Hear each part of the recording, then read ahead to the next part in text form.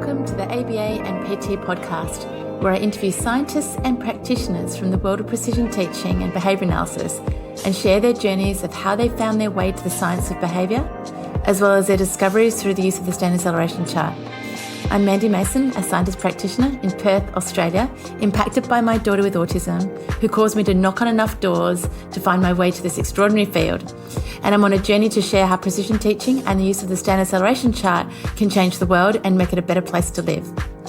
So I've set myself a lofty goal to seek out the giants in the field of precision teaching and ABA, share their journeys and discoveries, and influence the work of practitioners who want to be profoundly impactful with their clients and to have the heart to chart. Welcome to episode 15 of the ABA and PT podcast. I'm absolutely delighted to welcome back Dr. Abigail Calkin to the podcast. And today we are talking about something very different to our first topic.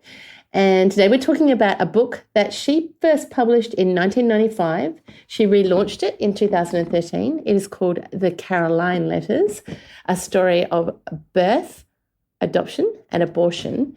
And it's a hot topic right now, given the state of legislature and court cases in America.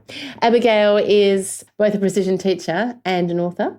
And this is a very interesting story. My podcast is broken into two parts because I interviewed her prior to reading the book, and then after reading the book, you'll see a little jump in the middle of this podcast where I launch into the second episode. What's so interesting about this book is that it incorporates a lot of data and in particular, fetal movements. So there is that precision teaching element to it. I hope you enjoy my discussion with Abigail Calkin and the Carolyne Letters. I am absolutely delighted to welcome back Abigail Calkin to the podcast. I thought I was lucky to get her once, and then she offered to come back a second time, and now I have her a third time. So I'm a very, very lucky podcast host. And I'm delighted because she's asked to speak publicly about her book that is due to, when is it due to launch, Abigail? When is it? It actually, the first edition came out in, I believe it was 1995. Yes. And then the publisher asked to do a second edition of it. And that came out in 2013, I think it was. So wow. I should know those dates. So this is a revised edition. Revised edition, and it's been out since 2013, I believe. Because it is topical right now, it's fair to say. Very. Yes. So tell us about the topic and tell us, well, first of all, tell us the title. The title is The Carolyne Letters. The Carolyne Letters. Right. Tell us about the Carolyne. Carolyne Letters. Carolyne is spelt with a Y. I don't know why, but it's just the way the spelling came to me. Yes. So in 1995, you first wrote this book. What was the impetus for writing this book? Probably just being female and having friends, relatives who have given children up for adoption, adopted children, had an abortion, had maybe 7 miscarriages, been in a position of needing to make a choice. Yes. And so I consider it a book about choices, primarily a choice during a pregnancy. Yeah, and you have your own journey with birth experience as well. Yes, I am a mother of 1 child and a grandmother of 3. I have a number of friends and some relatives who have given a child up for adoption. I don't think people are any more open about that than they are about having had an abortion. But I began to look at the issue when it was still not legal. And so in this country, that was before Roe versus Wade and post Roe versus Wade. It's interesting because the discussion questions that I put in the back of the book, I looked them over last week, and some of them are definitely written during when abortion was legal in this country. One of them, for instance, was in the back of the book, how times how have times changed from the mid-1960s when abortion was illegal to the early 2000s when abortion is legal? Discuss both in terms of the legal context and the social context. And these are items, discussion questions in the back of the book. And I didn't put answers in there because I think the book provides points for answers, points for discussion. My main thing was, how do you discuss this topic? And one other question was, or another point was, compare the difference between an unexpected pregnancy in the social context of 1964 and 2014. And the other day I added, and in 2022. Yeah. And so things have changed in this country, are changing. I don't know, but it's an issue that, oh goodness, I was talking to a 14-year-old the other day who's never been pregnant, has had no opportunity to become pregnant, doesn't wish to be pregnant, and or have the opportunity.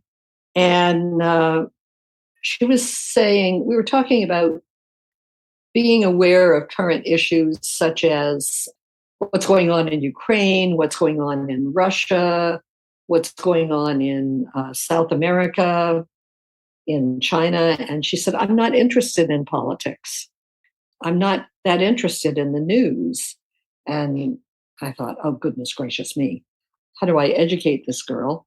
And then she said, except for the issue of abortion, I'll read about that. I'm interested in that. So I thought, okay. I, on the other hand, grew up in the era of, I was a little tiny toddler during World War II.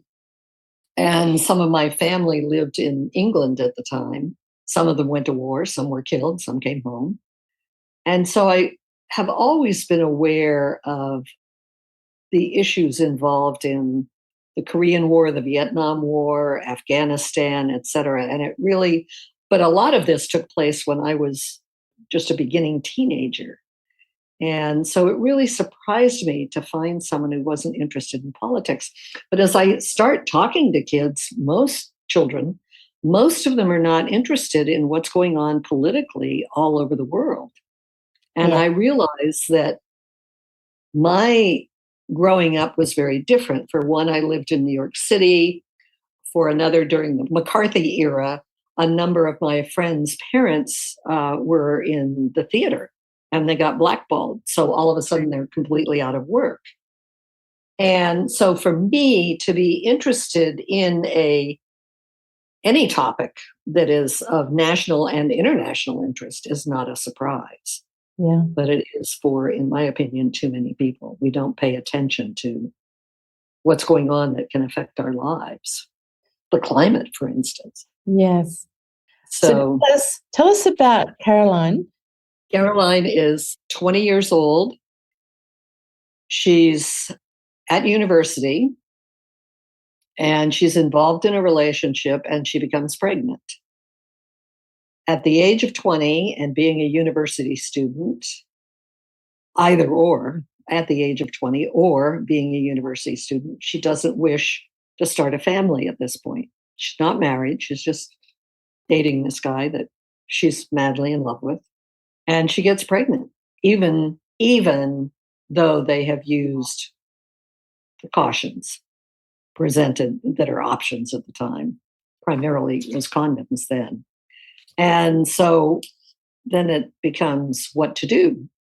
Do I have this child and keep it? Do I have an abortion? Do I have this child and give it up for adoption? So, not knowing, I don't think I started off with a decisive idea on which way I was going to go. I wanted to look at all three of them. And I also had read Roger Rosenblatt's book, I think it's called Life Itself, and where he wrote a book about the issue of abortion, and that it's not a black and white issue. It's not clear cut. You can't say, yes, you will, no, you won't, and be absolutely firm on that and never change your mind. What would you do, for instance, if you had if you were pregnant, if a female, or your partner, if you were male or female, but if your partner were pregnant and the amniocentesis showed a severe malformation, one I can think of is, well, a couple I can think of. The brain is outside the skull. There is no brain. What do you do? Do you carry on with this pregnancy for the next 7 or 6 months, knowing that you are carrying something that is not going to survive in any way, shape, or form? I mean, to me, that's kind of like the equivalent of torture. Yeah. I cannot imagine. My grandmother, one of the children was 5. She lost 2 pregnancies at birth. The woman was quite depressed. Yeah. What choice would she have made in the 1890s had she known, had medical science given her the option of knowing that this was going to be the reality? Yeah.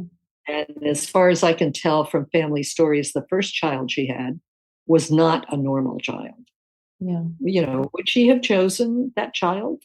Yeah. Would she have chosen to have that child who, from the stories I've heard, probably had spina bifida, but never learned to walk, could not sit up on her own? And that's why I say spina bifida. It could have been something totally different. I mean, I've worked with several students who have spina bifida, and they walk. They're disabled, but they walk, and have a great sense of, the ones I met and knew had marvelous sense of humor, and there is not an easy answer. And I don't think it's an answer or a question that somebody else can tell you what the answer is to it. Right. Yeah. Whew, what a topic. It's a tough one. It really, really, nearly I think about it almost every night. Yeah. And have ever since I was in my own 20s.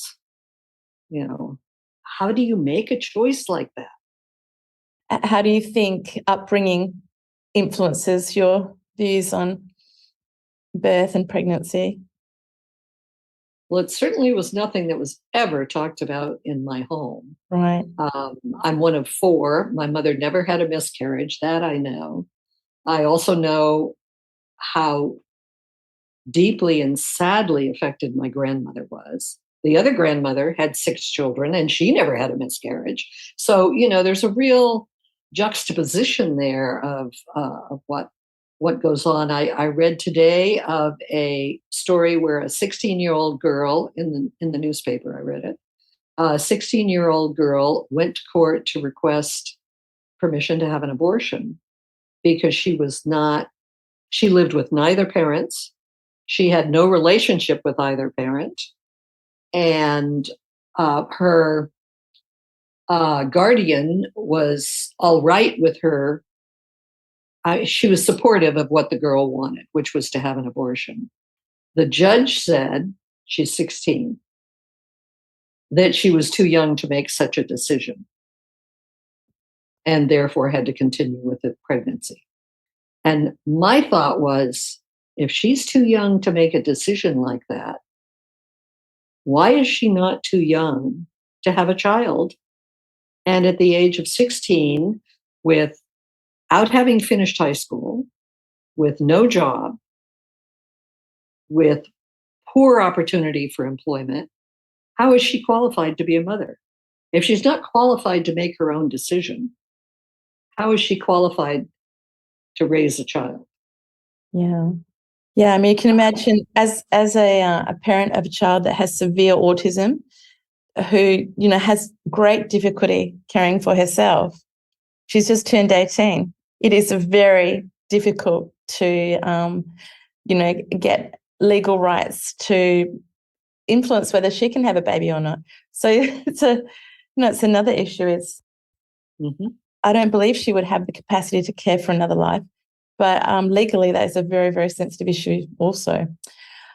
Anyway. Which brings up another point, I think, if I may interrupt you for just a minute. Of course. Is it a legal issue? Is it a political issue? Is it a personal issue? Yeah. Is it a social issue? Does it involve society at large? Yeah. I Yeah. don't have an answer to any of them. Well, I do. It's not a political issue. And that I'm pretty clear on. Yeah. Does the World Health Organization have anything to say on this topic that you know of? Oh my gosh, I've never looked at that. That's an excellent question. Yeah, in terms of the rights of individuals, and I mean, not just women, right? Because is it true that men can also bear children these days? Really? Maybe I've been watching too They many. can certainly father them. Maybe I've been watching too many TikTok videos. I don't know the answer to that one. I mean, but it's possible, I understand. They're certainly needed to be a part of it. You know, I have to do some more research on that, and I will revert. Well, tell us more about Carolyne. In the book, do you talk about her upbringing and the influence of her parents in the equation? I talk about her upbringing, which was rather nice. She certainly came from a good family, a good home, a well-educated home. And one of the factors that I brought in was that, and this may not be true now, but a lot of times when girls, young women have gotten pregnant, it's within a year of losing a very significant person, like a mother, a father, or a sibling. So it becomes kind of a replacement issue. Right. And so Carolyne's father, she's one of 5 children, I believe. Carolyne's father and brother were killed. And frankly, I don't remember. I wrote the book. How can I not remember whether they were killed in a plane crash or a private plane crash or a car accident or what? But they both died at the same time. Right. Which makes it more probable for her to get pregnant and to, well, then what does she do? And it's interesting because in that same line, I've worked with a number of teenage girls who become pregnant and who say, I finally will have someone to love me. And I'm like, oh no, that's not why you have a child. You know, or they say, I finally will have someone to love, or I finally will have someone to love and to love me. Yeah. And these are 15-year-olds, 16-year-olds who are telling me this from very damaged families. You know, the parents aren't still together. The girls have been sexually molested, you know, or some of them have been living on the street.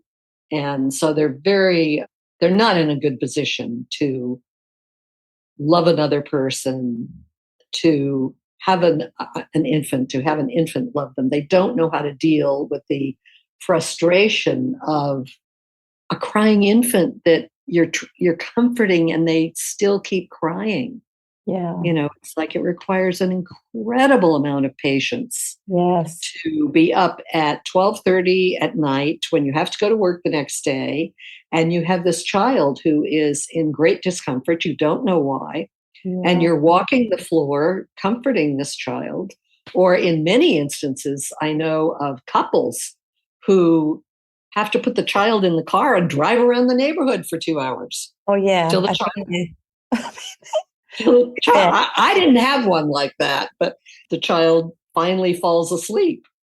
Yeah, you know, this is a very. You have to get up the next day. This is a very good reason to give all parents, behaviorally based parent training before you create an absolute nightmare for yourself like that. When I was teaching and a principal, U.S. government was required for 1 semester, U.S. history for 2 semesters, and consumer ed or civics or whatever you want to call it, how to live your daily life, how to have a bank account, et cetera, et cetera. All of those were required courses in high school to graduate. Yeah. And that is not the case now. And I'm not clear on which ones are and aren't, and it depends upon the state. Now, when someone walks into they have a job, they have a full-time job, they have a wife, they have kids, and they walk into a store and they don't know how to fill out This is in the days when people had checkbooks. They don't know how to write out a check. And the person behind the counter who's checking them out has to tell them. You put the date here, you write the digits here, you put the name of the store here, you write out the number, and then has to spell some of the letters for them. And then you sign it down here. I'm sorry, that's not good material for raising a child. You don't know the basics. So, and then the other thing I've always thought, even when I was in high school and never, ever thought of getting married or having kids. I mean, the thought just never crossed my mind. Why don't we teach these children in high school, these teenagers, mid-teenagers, how to be a parent? And one of the classes when I lived in Topeka, one of the high schools had a course in, I don't know, family life, whatever they called it. And you had to carry a 10-pound bag of sugar with you wherever you went. Yeah. And and you couldn't just put it down somewhere and walk off without it. And then other classes in other communities gave them a doll that had a certain weight to it. And you had to carry this doll around. You had to feed it, and it was programmed to cry if it, at certain times. They have that here. I was at the track not long ago, and one of the athletes was running there, young athlete. She had, I didn't know why, I thought it was a real baby. And she was passing it around between her other teammates. Yeah, this baby was crying a lot, let me tell you. And so she was running, her hundreds, and then they were sharing the baby, and then she was coming back to hold the baby. And you could see, she was pretty frustrated. So this is, it's a constant, but I'm imagining that project probably goes on for a week, something like that. Oh, yeah. No, the ones that I'm aware of went on for longer than a week. Oh, really? Yeah, it was 2 weeks, a month. It was definitely longer. And to teach you, the responsibility. And I know one girl in this town, or in a town in which I lived, said one of her sisters was pregnant as a teenager. And she said, I am never, ever going to get pregnant and have a child. I don't want children, period. And probably 10 or 15 years later, when she was 10 or 15 years older than being a teenager herself, she had a child. But at that point, she was more ready to be a parent and had some experience. And I can see that. I mean, not everybody needs to wait. Some people are mature enough when they're 22 or I don't know about 18. I know several of my own relatives, 1, 2, 3, I can think of right off the bat, were mothers by the time, more than that, actually, were mothers by the time they were 20 years old. They were still teenagers. So you said something interesting before. You said that wanting to create another human being that loves you is not a good reason to have a child. Yeah. Why do you think we have children? Obviously, there is an evolutionary drive, for want of a better word, in us.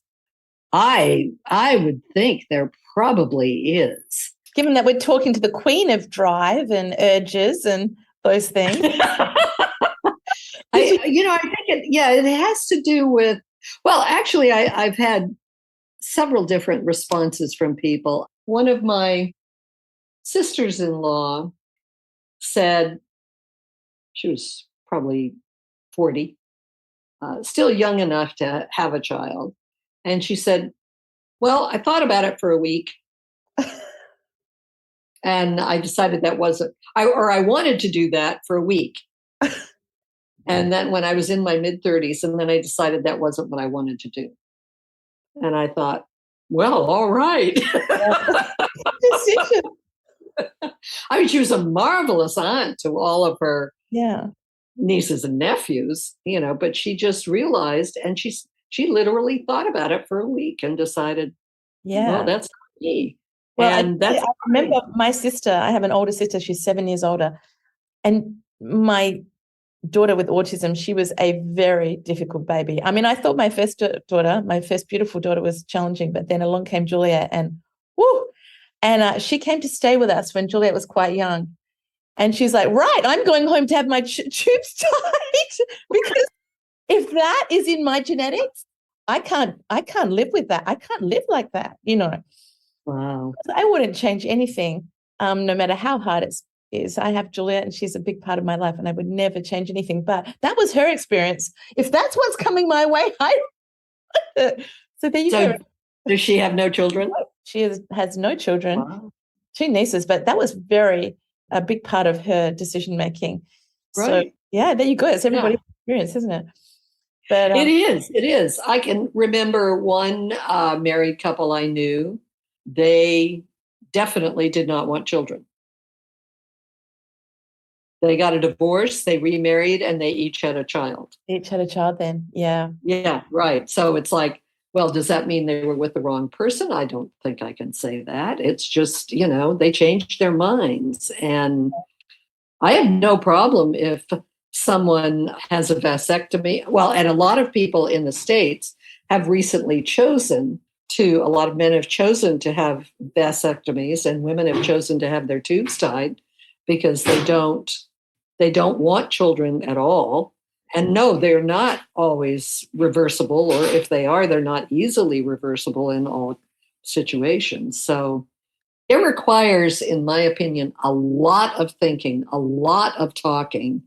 And I regret that Roger Rosenblatt's book and my book are the only ones that, there are probably more now.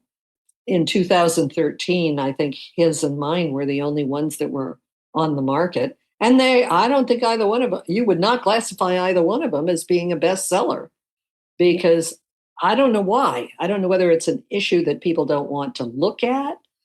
I didn't market it in 2013 because I thought, well, given the tenor of the times, can I stand up in front of a group of 25 people, 50 people, and feel comfortable talking about this? In 1995, I definitely didn't. Yeah. And I lived in Kansas, where the state where George Tiller, a doctor who performed late-term abortions, was murdered in the church that he went to. And I will never forget that, because this man was not aborting healthy, survivable fetuses. He was, what I would consider that he was doing was, he was giving an early birth to children whose parents were already traumatized because they knew the child was not going to make it more than a day, or going to be severely handicapped for the rest of their lives. I've worked with children in the 60s and 70s. I worked with children who were deaf, blind, couldn't talk. One child, only there was a whole ward of them, probably 12 or 15 of them. They couldn't walk, they couldn't talk, they couldn't hear. They're 10 years old, 12 years old. They're still in diapers. Yeah. It's like, what do you do, as a parent? And I'm not telling any parent who knows they're going to have a disabled child that they need to not have that child. I'm just saying it's something you really need to think about. Yeah. And you need to think about the fact that a severely disabled child like that is going to cost you, as the parent, and this is a statistic from 30 years ago, $100,000 to raise. Just with $100,000 a year with this disability. Yeah. And no family can afford that. So society steps in. Believe me, I do not have a problem with that at all. And I am a firm believer in national health care, which this country doesn't even have yet. If somebody has a child like that, and often it's unexpected, they do need society's help, because otherwise, or the mother may need to quit. Both parents can't work. And where was it recently? There was a father couldn't work because there was no mother in the home. I believe she had died. And he had a child with a disability. And somebody had to stay at home. Well, for him, it was less expensive for him to stay at home with the child than it was to hire an educated enough person to take care of a child with a disability. And there aren't a whole lot of people running around who put an ad in the paper that says, I want to take care of a child with a disability when the parent works full time, and I'll get paid only minimum wage, which in some states is $7.50. Yeah. I'll get paid minimum wage to do this.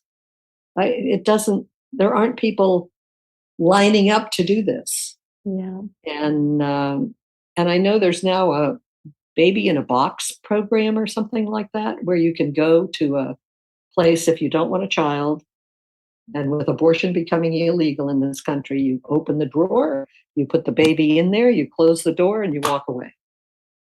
Boy. And yeah, it's so when the person on the other side opens the drawer, they have no idea.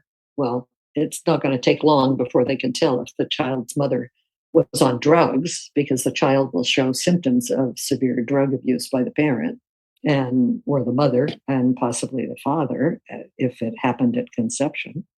I had a child in my office one day. She wasn't a child, she was 21. In my office, crying. She had dwarfism, severe emotional problems, and something else. I can't remember what it was. And she said, my parents were high when I was conceived, and that's why I have these disabilities. And I so wish my mother had had an abortion. Gosh. I mean, honestly, Mandy, I had no idea what to say to this person. I mean, I couldn't say, it wasn't appropriate of me to say, I'm glad you're here, because she was just trying to get her emotions out and say, my parents made a mistake. I've never, ever had anyone but her tell me that. Yeah. And she had very, very serious emotional problems. And behavior problems. So I don't know what, I to this day, I don't know what to say to her. Yeah. What I would say to her. It's like my grandmother. My grandmother said to my mother, her daughter-in-law, I don't know why you got to keep your 3 daughters and I didn't get to keep any of mine. It took me 40 years to come up with what my response to that would be. My mother was so dumbfounded, she said nothing. 40 years later, I realized I would have said, it's a very formal relationship. I would have said, I am so sorry, Mrs. Calkin, that they didn't even call one another by first name, that happened to you. But I feel, I don't know whether kind is the right word, but I feel that the least I could have done is to offer you my 3 daughters as your granddaughters. Now, the fact that this was a part of my mother told me this when I was 5, 6 years old. Yeah. And she told me this frequently in my life. And the fact that it took me 40 years to figure out what I would have said to her, Yeah. to me is pretty significant. So am I going to tell someone, yes, you're pregnant? Somebody comes to me and says, I'm pregnant. I have had people come to me. I don't know what to do. I'm 50 years old. My husband has a very responsible position in society. All our children are grown. What should I do? First of all, it's not my position to tell her what to do. Yeah. Or a 30-year-old who comes to me and says, I am pregnant and this embryo or fetus is not in good shape and is not going to survive or is going to have disabilities. I don't have an answer. So what I did in the book, the Carolyne Letters, was I wrote the beginning. Part 1 is the book of the relationship and getting pregnant. And then, oh, well, great. What do you do now? So part 2, and the parts could have been in any order. Part 2, the mother in this situation of Carolyne decides to give her up for adoption. She goes wiffle waffles back and forth. In part 3, she decides to have an abortion. In part 4, she decides to keep the child, even though she's not married, and there's no chance that they will. And then what I did was I wrote a letter to the adopted Carolyne, the aborted Carolyne, and the kept Carolyne 21 years later. Right. To say why I made the decision I did. Uh-huh. I think I cried I cry as I write every book I write. Well, except for the one I'm working on right now, which is a technical one. But the novels and the nonfiction books, they're a whole different kettle of fish from writing a professional technical book, so to speak. It's very difficult. I did have one person tell me who had read the book, she didn't have any children. She was probably about 40, and she was not going to have any children. And she read the book and she said, I really appreciate that book because I had never thought beforehand what I would do. And she said that reading that book made me realize what my options would have been and what kind of a decision I would have had to make and how I would think about it afterwards, how I would come out of that. And she said, I know I never needed to get pregnant, but she could see the process. I'm sure there are people who would say to me, I never should have written the book, or never should have had the section on abortion, never should have had the section on adoption. I mean, I know there are some adoptive mothers who are angry about the situation, that they gave their child up for adoption before there was really any discussion at all. It was more of I'm 16 years old, it's 1950, what am I going to do? Well, in 1950, there was pretty much only there were two options. You could have the child and you stay home the whole time and your mother walks around as if she's pregnant. Yeah. And she keeps the child and raises her as your sister. And it's like, well, that would be kind of strange, I would think. But yeah. I know people who have done that, and people who, as adults, have talked to me about that happening. Yeah. And the baby grows up thinking that too, right?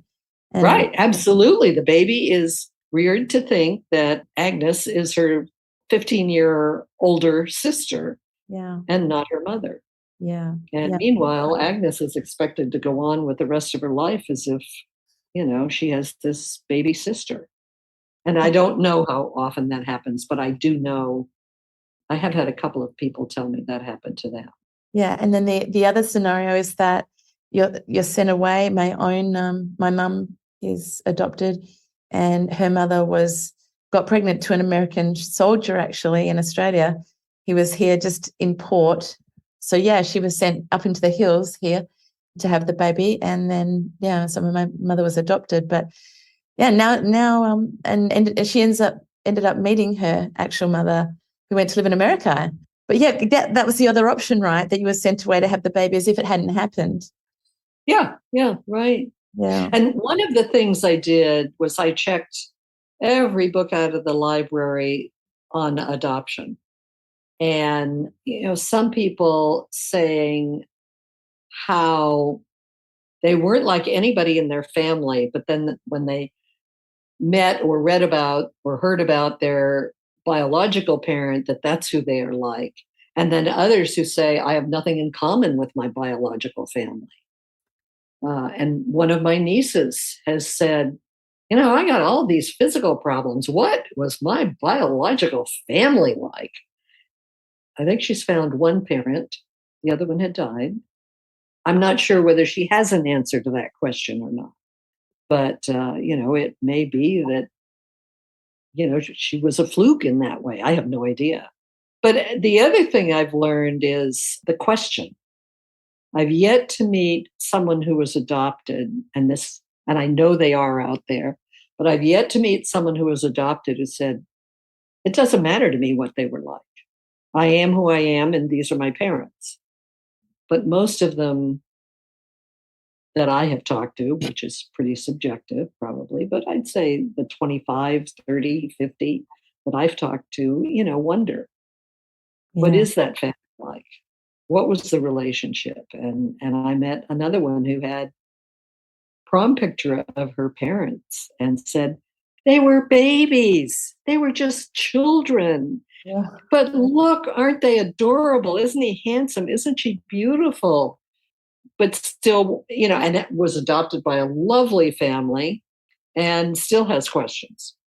Yeah. Now, on the other hand, I tried to check out all the books that this library had on abortion, which in the card catalog was about the same amount. It was obviously a while ago, if I'm talking about card catalogs, but it was probably 3/4 of a drawer of books on adoption and 3/4 of a drawer on books on abortion. The interesting thing is, of the books on abortion, only 3 of them were in the library consistently. And I'm looking, it took me a while, probably a year. And I finally said, where are these books? She said, people take them and they don't bring them back. Right. And I remember loaning one of my students a book. She was 14, maybe 15. And on the Japanese custom that when someone had an adoption, there's a statue that you have, and it goes in a certain, there's a park, a hall, a building, a room, whatever, for the statues of children who were aborted. And I think she told me she was pregnant, but I'm not sure. And I think it might have been a situation where she got pregnant by her stepfather. But anyway, she was distressed. I said, I really want this book back. I don't remember her name, because I'm working on a book on when somebody gets pregnant and doesn't plan on being and isn't married. And she promised me, and she was somebody that I believed. I never saw that book again. And I finally thought, you know what? She obviously needed that book a lot more than I did. Yeah. I wouldn't even recognize her, especially now. But even if she was still 15, I wouldn't recognize her if I walked down the street, because this was, 40 years ago. I think probably if I have any answer, if someone were to ask me, what should I do? I would have to do what my father always did, or do what Socrates did, which is, what do you think you ought to do? What are your options? What do you want to do? And wanting to do and ought to do are not necessarily the same thing. It's tough. Yeah. It really is. And I think to have a black and white answer it's not a black and white situation. Yeah. I don't know what I would have done if I had been pregnant and had known I had a child with a potential disability. I honestly don't. And I mean, I've had enough miscarriages to say, well, that probably wasn't going to make it, or that one was probably going to be disabled in some way. Yeah. And so you just have to deal with that and live with that. And I guess, it's complicated by the fact that as medicine changes, there'll be more ability to look at the status of the fetus, right? We get more and more information about the status of the fetus. It's going to become more and more complicated in terms of which child you keep and which child you don't. I wanted to ask you, how did your experience of becoming a mother and being a mother influence the way you wrote this book, your own journey? Well, I was 28 when I got pregnant and 29 when my son was born. I figure probably had enough That's good math. make a reasonable decision Yes. at that point in my life. But I also was working full time. I knew that my husband and I were not going to make it as a couple. And I knew he would not make a good father. I knew he was intelligent. He was ambitious in what I would consider the right way. He wasn't going to knock people down for his own ambition. He just was focused on what his skills were and what he could do in life. His ability to get along with people was abominable. And he came from a good family. His family was so welcoming to me as his girlfriend first, as his wife, as a about to be mother of his child. It was really good. I mean, his family was much better than he was as far as participating in that. That did not play in my decision, though. One of the things that played in my decision was, why would two people suggested I have an abortion? Because they could see the relationship was falling apart. And I thought, why, when I've already lost 2 pregnancies, do I want to lose one that might be viable? And it turned out was viable. And then I had another miscarriage after that. So I'm very happy that I'm happy I ended up with 1 child. Yeah. Out of 3 pregnancies, I ended up with 1 child. Yeah. And I didn't have to go through what my grandmother went through, which was, she had 4 pregnancies, she had 1 child, but she lost the other 3 in an earlier miscarriage. To me, was less traumatic than if I had lost a child at birth or at age 5 or something. And I remember one of my teachers, when I was a building principal, the staff was my staff. They were my teachers. One of my teachers called me up they all knew, everybody on staff knew I got up at 4 a.m. This one woman called me at 4 a.m., probably 4:03, 4:05. And she had just had a miscarriage. She was absolutely devastated. And she was alone in the hospital. And she needed somebody to talk to. And I thought, wow, I'm really glad that I have been open enough in the 70s, I think it was, to be able to say that I've lost a couple of pregnancies. And that gave her the option of calling me at 4:00 in the morning. She knew I was awake and there was nobody else in town who was going to be awake, that she knew, who had that same experience. And, Right. This is your habit of getting up very early for many, many decades to. Oh, yeah. Yeah. I knew that. When I used to be a stay up till 1 or 2 o'clock in the morning person. And then I had this baby, and, he was ready to go to sleep. I was ready to go to sleep when I came home from work, fed him, fed me, and went down for the night. Well, he didn't get down for the night, but I did. And, he was right beside me, so I could pick him up out of the cradle. Literally had a wooden cradle a friend had made. Picked him up and nursed him and put him back in the cradle. So I thought, I'm not getting any writing done. And so I need to wake up at 5 in order to then get him ready and go to work. Well, then soon 5 o'clock was not enough time. So then I started getting up at 4. Yeah. And so for about 50 years, I get up at 4:00 in the morning. Wow. Yeah. And now I don't. I get up at 6.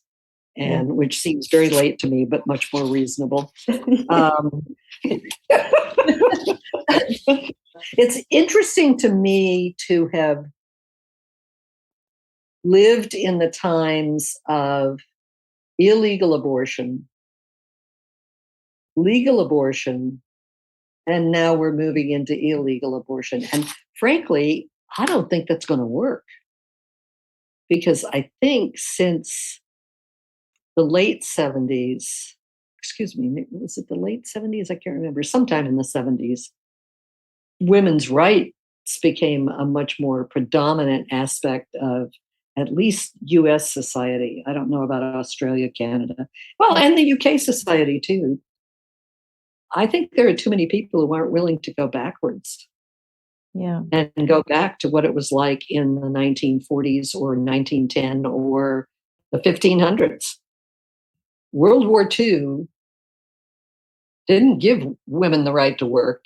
It required women to work to support the war effort. Yeah. And so that became a norm, although the woman at home was still the norm as well. And once the war was over, World War II, then the woman went back into the house, but she didn't stay there.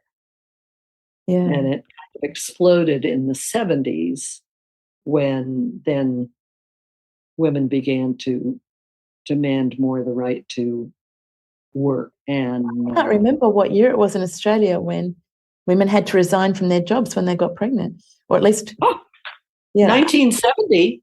Jeepers. I clearly remember there were three of us pregnant in the building.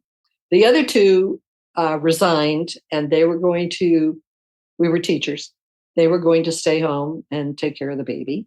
And then it was, I think, in the beginning of April that I said to the group that I worked with, gee, our contracts haven't come back yet. Usually they're back by now. And all of a sudden I had this blank series. I mean, there were like four women in front of me, and they were just, their faces went absolutely blank. And I said, oh, did you get yours back yet? And they said, yes. So I went up to the school director and said, why did I not get my contract back? And he said, because you are pregnant. Well, that's not what you say to me. My mother got married wasn't her first year of teaching, but she got married over spring break. And on the front page of the Boston paper in North Attleboro, Massachusetts, were these articles about the poor old school board couldn't decide whether to fire her on the spot or let her stay till the end of the year and fire her at the end of the year. But they couldn't have a married teacher on staff. Wow. And so here was I, that was 1928. Here was I in 1970 confronted by a similar situation. Yeah. I was pregnant, therefore I could not teach. Yeah. And that was the ultimate outcome? Oh, yeah, yeah. In fact, what happened was, obviously finishing out the school year, and I wasn't a classroom teacher, I was a program coordinator at that point. I got a phone call one day from someone at the University of Oregon who said, I hear you're not going to be back at the school next year. And I said, yeah, that's right. He said, well, I'm offering you a job. Well, my gosh, he offered me a job at twice the salary that I was making as a teacher, flexible hours, which was very unusual in the 70s, in 1970. And so I worked on this grant project, and I did a lot of work at home.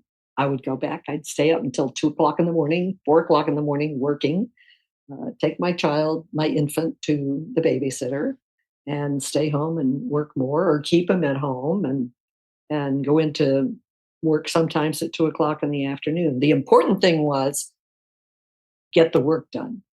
Yeah. You can't stay home and just take care of your baby. You have a job, you have to get the work done, which is what happened during COVID. So for a totally different reason. Yeah. Did you want to talk at all about the court case? Because that's sort of been the impetus for the recent discussions about your book. Is that fair to say? Yes. I don't know as I know that much about this court case. Yeah. Beyond what its conclusion was. Yeah. And what is the legal issue at point in the case? Wow. The first thing that comes to my mind is, what is the political issue? What is the social issue? Yeah. Not what is the legal issue. Because I think it goes back to a social issue and a political issue. And this kind of is diverging from the topic of whether abortion is legal or not legal. But I think that my country, the United States, and I really can't speak for Canada, the UK, France, or Australia, or other countries in the world, the issue is not pregnancy. The issue is society is changing, and it's changing dramatically. And those people who want it the way it always has been, which is a male-dominated culture. I don't care whether you're an Amazonian culture, an African culture, an Asian culture, a Tibetan culture. I don't care what culture you are. But for thousands of years, the dominant role has been that the male is in charge and the woman is in charge of the children. And that where we are, we stay. Those are two separate issues. The problem is migration right now, because of climate change, whether people like to acknowledge it or not.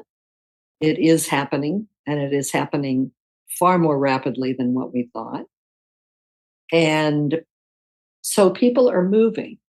And oh my goodness, all of a sudden we have people from Africa and parts of Asia moving into Europe. All of a sudden we have people from Central and South America wanting to come north into the United States.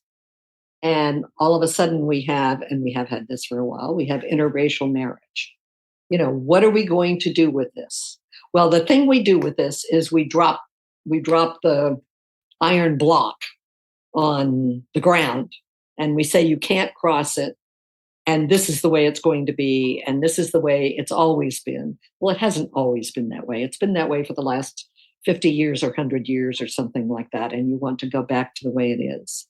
But the world doesn't work that way. Human life doesn't work that way.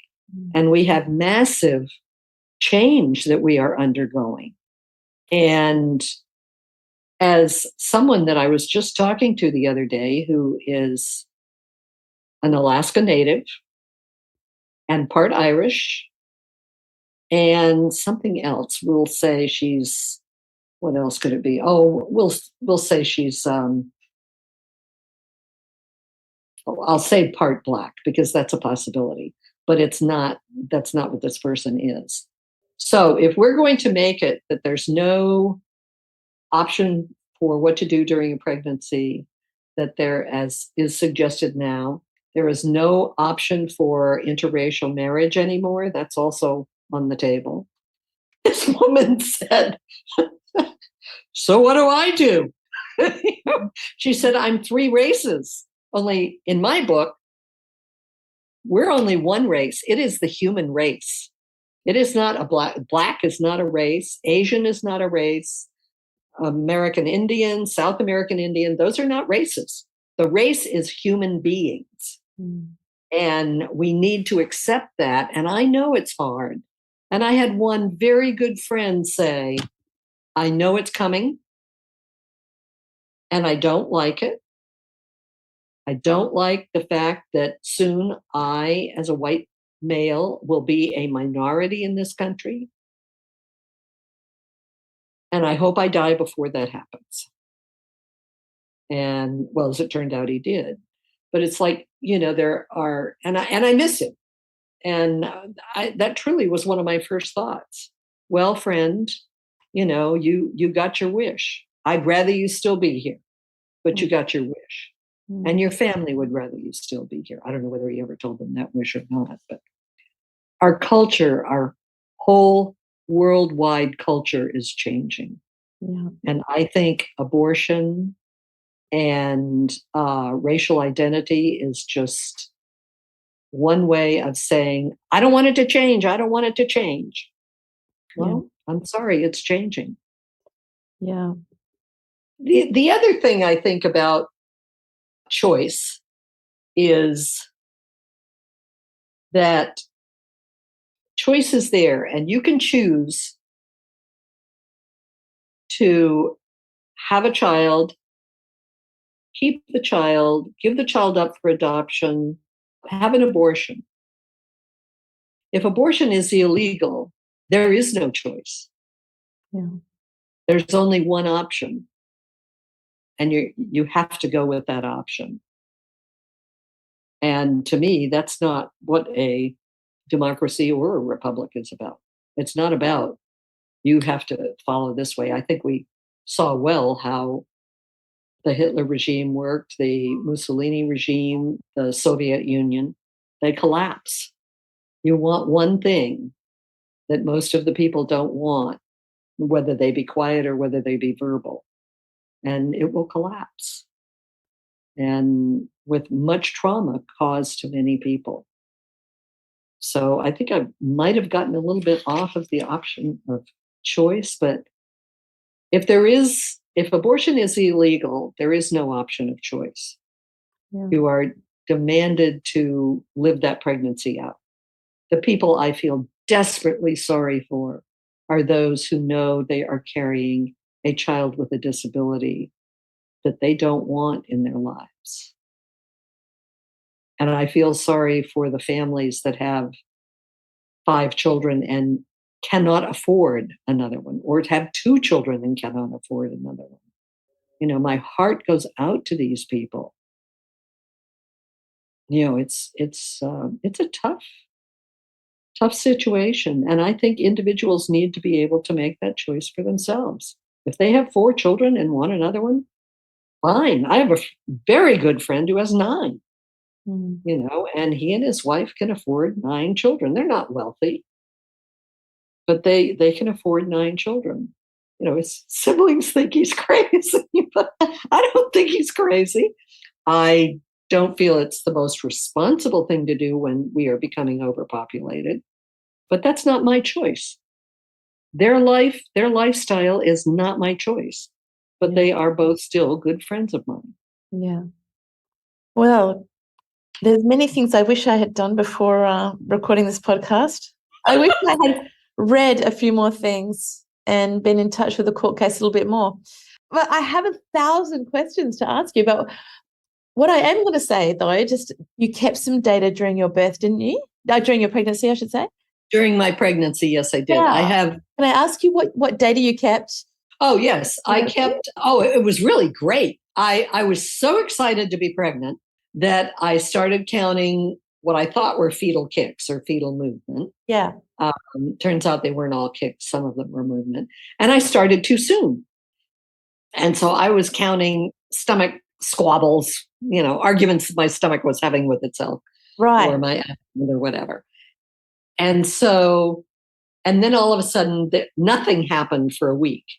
Well, I knew enough to know that if that were true, then I didn't have a live fetus, because you have movement at least within a 24-hour period. Right. And so I have a chart that shows false information. It's not false information. It's my abdomen disagreeing with itself. And then no movement. So I have an actual beginning, and then I have the celeration. Wow. You know, the dots with the celeration. Yeah. And the interesting thing to me that was fascinating was, let's see, that was 1970, probably about 15 years ago. I love the Northern Lights. Or the Aurora Australis, if I were down there. I mean, I'll get out of bed in the middle of the night and get in my car and go up to a clear area and sit and watch them. I don't care how cold it is. And one night, out of all my years of watching the Aurora, one of them looked exactly like my fetal kicks chart. Wow. With a steep curve for about 3 weeks. This is what the chart had for about 3 weeks. And then it leveled off. And then it went up a little bit, spiked up a little bit, and then it dropped down. And I had a C-section. So from my chart, what I don't have is the normal drop down, and then which occurs, and then a whole lot of action the last 24 hours, which means you're about to have a baby. Wow. I missed that, but I have other charts that have that on there. And lo and behold, after 24 hours of, well, I got to rearrange, this room is not designed right. I've got to rearrange things before I can get out of here. So what are the other charts you have? Probably have, and they're down in Oregon, I'm afraid, probably have about a half a dozen of them. Of other of other people's pregnancies. Wow. So you had other precision teachers that did the same? Yes. Wow. One of them is published in Science magazine. Really? Yeah. And I can get you the date of that later. Nice. Send it to you. That'd be a wonderful reference. And then the other ones, I don't think I have any other ones up here. I think they're all down in Oregon. And I'm not sure that this is an interesting subject, right? At what point does a fetus become a life, if you like? At what point did you first feel movements that you 4 can months. 4 months. 4 Wow. months. Okay. This movement at 3 months was not fetal movement at all. It was my body. Yeah. It was my body, I don't know, saying, there's something different going on here. I don't know what it was doing. And did your obstetrician help you identify that? No. You worked it Matter out. of fact, I don't think I ever showed him the chart, Right. and which is unfortunate. Now, the epileptologist, I've shown him the chart of seizure activity. Yeah. And after looking at that, then he's interested in that. Yeah. But I don't have another half a dozen people who have done that. I only have one other person who has done that. And so she started doing it. That really put you in contact with this pregnancy, right? It literally. Oh my goodness, yes. Of it. Yeah. I knew who this fellow was. Yeah.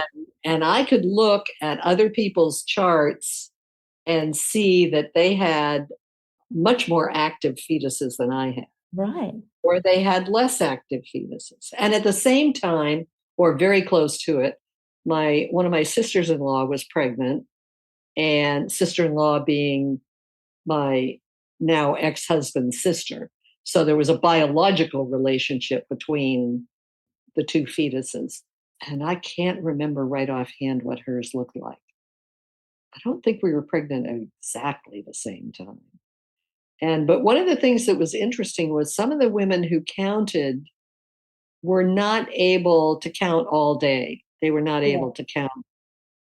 But even counting for a portion of the day, like 5 or 6 hours consistently each day, showed some information. Now, one of the things that is interesting is that if you have no fetal movement for 24 hours, you do not have a viable fetus anymore. Really? And that was one of my reasons, because I'd already had 2 miscarriages, that I wanted to keep the data because I could not lose this one. It just would have absolutely devastated me. Yeah. And I don't know what I would have done if I had. Did you find anything that influenced movements? Like, was there any food or anything that you discovered? Was. Right. Yeah. The other thing I did count was pain sensations. So I'll get to that in a minute. What I found was that he was about 4.5 months along. Well, I didn't know it was a he. So at that point, he was an it. And I kept calling him an it until he was probably about 6 months old, and everybody kept correcting me. I had 3 beers, and I was halfway through a 4th beer, and there was no movement. And I thought, oh my gosh, this poor fetus is drunk. Wow. And he's gone to sleep. I will never have another drink while I'm pregnant. Good. And I didn't. I was 4.5 months pregnant then. 4.5 months pregnant. And I'd had 3 or 4 beers and was partway into the next one. And this is over a period of about 2 hours. Yeah. It was probably 3.2% alcohol or something. It was not very much. And so I thought, okay, that does it for alcohol, which is one sign to me why pregnant women should not be drinking alcohol. You put your child to sleep. Yeah. So if you're constantly putting your child to sleep, what's going on with brain development? Well, we now know that you get fetal alcohol syndrome. Yeah. So then the other thing was, one time I smoked some pot, and I was probably about 7 months pregnant at that time. And oh my gosh, that kid did, I mean, he was dancing in there unbelievably, Wow. moving. And I thought, well, that takes care of that. No more pot. And so, Yeah. I didn't do either one of those things. And were you recording every waking hour, or did you record a fixed time? Oh, every waking hour. Every waking hour. Right. Which for you is quite a few. At the time, it was about 18 hours. Wow. Right. Yeah. And then the other thing that occurred was if I had a cramp or meanwhile, I'm in the process of separating from my husband. So it was not a good time. And then I went to a Renaissance festival or something, and I'm walking around and all of a sudden, I realize I'm cramping. And since I was counting them, and if I remember correctly, the kicks decelerated a little bit, the cramping increased. And I thought, okay, I'm out here walking around. I'm going to stop walking around. I am going to go find some place to lie down. Yeah. And most people at a Renaissance festival in Oregon in the 70s, this was 1970, had some sort of some of them had a tent set up. Anyway, some casual friend that I came upon had a tent, and he said, yeah, you can go lie down on the cot or sleeping bag in my tent. And I did for a couple of hours until I felt better. And, Like, to give us an idea, like what would be an average number of movements a day that you would record? My highest was 751. What? Uh-huh. Wow. But I have a couple of charts that are over 1,000 a minute. How are you recording? Not my chart, other people's charts. Were you using your beads? Your wristband to record? No. I was using a golf counter, a clicker counter. Right. Yeah, which made it much easier. And then for the cramping, I did use a bead counter because they weren't that frequent. And so I could count that. Oh, it would have driven me nuts on a bead counter. Extraordinary amount of discipline to do this. I wish phenomenal.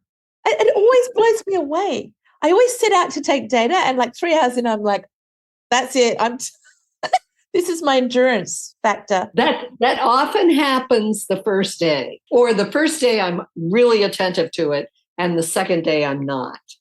So I just have to keep doing it. Yeah. And then I get into, usually it doesn't take me more than a day or two to get leveled out. Phenomenal. Well, what are you keeping at the moment? What data on yourself? Epilepsy moments, what do I call them? Consists of looking at 12 different behaviors. There is no way that I could count all 12 of those and make any sense out of those data at all. Reaches, because it's not that I am too heavy and need to lose weight. It's that I gained enough weight that my clothes didn't fit me. Right.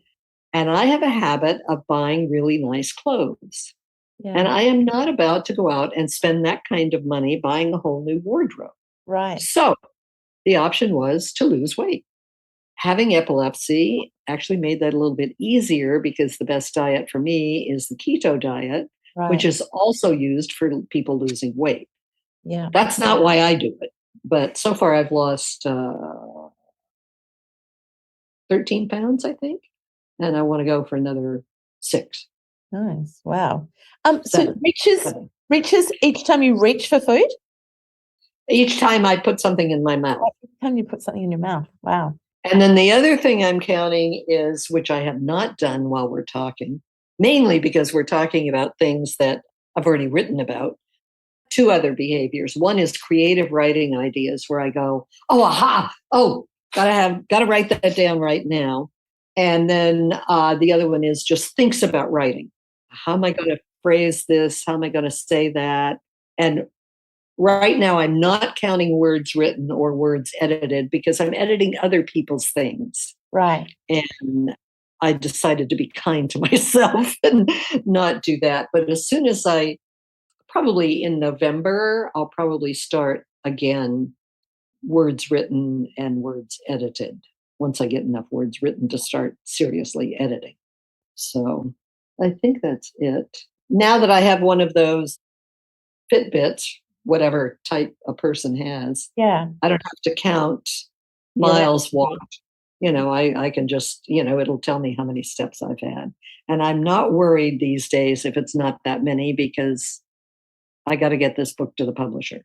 Yeah, right. And then I've got to get the presentation ready for Celeration Conference in November. Okay, we are back talking with Abigail Calkin about her book, Carolyne Letters, which I have now read thanks to deciding to chart my own data on pages read.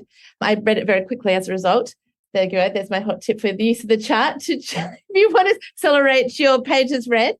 And it's absolutely delightful to have Abigail talking on the topic of this book, which is probably one of the most sensitive topics we could talk about, Abigail. In case there is any other topic, I can't imagine that brings up so many different issues, legally, emotionally, religious issues, viability issues, medical issues that we've just been talking there. But we're talking about it because, first of all, you're a precision teacher and an author. And so that's why it's relevant to me. Also, because there is data in this book, which is very interesting, because it's a book that you wouldn't expect to have data in it. And I welcome back Abigail Calkin. Thank you very much. I appreciate that. And yes, the book definitely has data in it. I took it from my fetal chart counts. I love that. So it's real data. So this is a very personal story, because if you know Abigail or you know anything about her work, you can immediately feel her presence in this book right early on. And there's quite a few references to behavior analysis and psychology in there that jump out at you when you know more about the author. So this book first published in 1995, and this book is set in the 60s. Am I right in saying? Correct. So there's been a lot of legal and legislature change in this issue. So, not only in the United States, but also in the UK. Yes. Okay. And in Canada and in many other countries. I haven't gone to see how many other countries. And we'll get to that in a minute. Then this book relaunched second edition in 2013. And now we're talking on this book, which we're about to tell you more about, because of some recent legal changes in the States in relation to the rights of a fetus. It's fair to say. So this is the Carolyne Letters. I love this book. I read it probably faster than any book that I've read before, because I had a deadline of today. And because I surprisingly loved this story, because a lot of you comes out in this book. So this book is written as a journal of someone that gets pregnant and has to make a decision, remembering based in the 60s. And through the process, you divide the book into 3 areas: keeping the baby, adopting the baby, and then having an abortion. So it's a very interesting way. It reminds me a little bit, I hope you don't mind me making this comparison, of Sliding Doors, if you've seen that movie, where... I have not. Oh, so in that story, Gwyneth Paltrow is the actress, and she goes to get on a train, and in one part of the story, she makes it on the train, she gets home, and she finds her partner having an affair with somebody else. And on the other side, the door closes and she doesn't make the train, and so she misses that misses that opportunity to catch her husband, and her life goes into very different trajectories. So this is a story of a lady that has to make a decision about her baby, and she writes, in each scenario, she writes a letter to her daughter, and it's a very emotional, very beautiful story. And so let me ask you, Abigail, how you came to write this story. You mentioned earlier that you dreamt yourself that you were pregnant and turned out to be pregnant. Mm-hmm. And I dreamt, when I was pregnant with my son, I woke up probably 6 hours after we'd gone to sleep. My husband woke up. We both had to go to work. And I said, I'm pregnant. And he said, how long have you known this? And I said, about 6 hours. And he believed me. I mean, it wasn't a question of lack of belief between one another. I think he might have questioned it at first. how do you know that? And I said, well, I just do. That's what happened to me. I had a dream last night that I had this boy and you were there. And so I'm pregnant and I'm going to have a son. Everybody told me I was going to have a girl. I did not have a girl. I had a boy. So And the character in the story, Carolyne, her partner is Jeff. She dreams she's having a girl, and which is why she writes to this baby. And she even names the baby, doesn't she? So that she can write to her. Carolyne. And so she writes her story to Carolyne in each of these three scenarios. Now, I said to you earlier that it's particularly interesting as a behavior analyst because you get a real context of this girl's life, her upbringing. So you know about her history, and then you know about her current environment as well, and things that influenced her in each of the three scenarios in terms of how she made a decision. So I just wanted to ask you how you came to write this book, and then a little bit about, I guess, what you and I have talked about is that it raises a lot of questions, but it doesn't give any answers. So how did you first come to write the book?